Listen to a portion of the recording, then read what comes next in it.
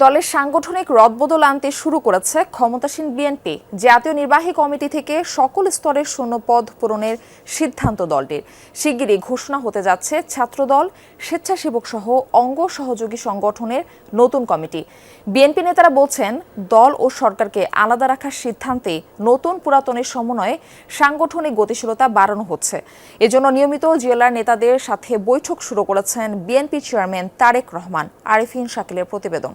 Rainbow অ্যাক্রোপ্লাস্টে acrylic এমালশন থাকায় মুছে ফেলা যায় যে কোনো দাগ সহজেই। Rainbow Paints. তারেক রহমান সশস্ত্র চিত্রে শপথ। বিপুল জনরায় নিয়ে রাষ্ট্র ক্ষমতায় আসা বিএনপি সরকারের 6 মাস পার হয়েছে।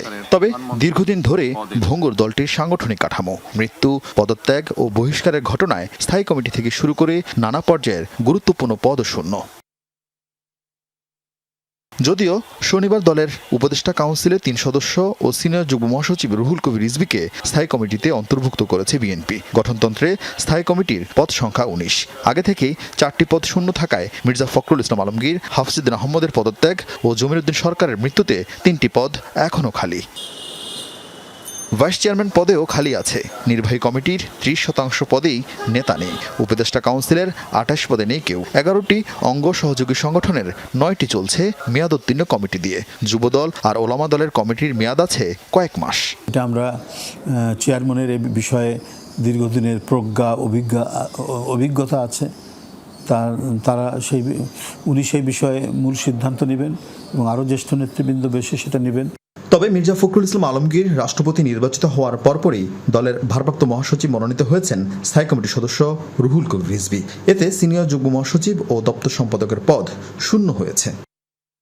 সিনিয়র যুগ্ম মহাসচিবের পদের আলোচনায় হাবিবুন নবী খান সোহেল ও শহীদ উদ্দিন চৌধুরী আনি, আর দপ্তরে এমরান সালে প্রিন্স আর রকিবুল ইসলাম বকুলের নাম আলোচনায়।